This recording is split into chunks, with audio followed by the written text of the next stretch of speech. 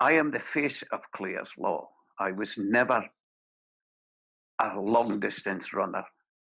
Clare's Law came in as a trial in 2014, and we're still waiting 6 years later for it to pass the third reading in Parliament. Three of the articles was on domestic violence, and they were all subject to community orders. A community order is no punishment whatsoever. An non-molestation order is nothing. And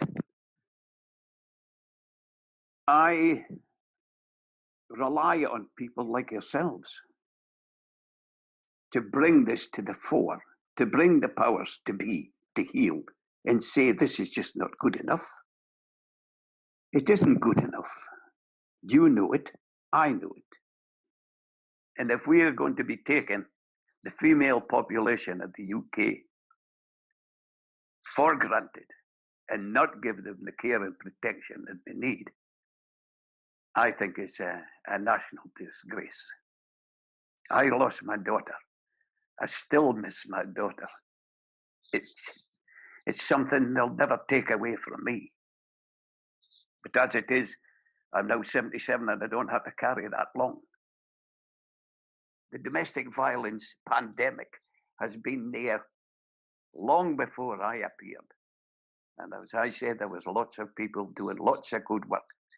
But if you looked at your hand and spread your fingers, they were all pulling in a different direction. And I think it's about time the government funded an office in the government to deal with domestic violence and not pass the buck from one thing to another, and have it done immediately. I went to see the police in Preston over Rosie Derbyshire, who applied under Clare's Law to be taught what her partner was. And she was killed 10 days later before she even was told that the lad she was going with had just been released from prison on bail for grievous bodily harm.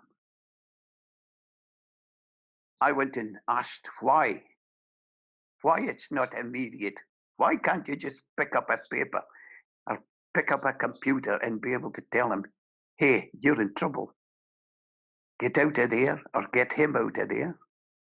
But under Clare's Law and the new domestic violence bill, it's been brought in that the care and control of money being hounded, being followed, being beaten, they've taken into account a lot more than I started out with.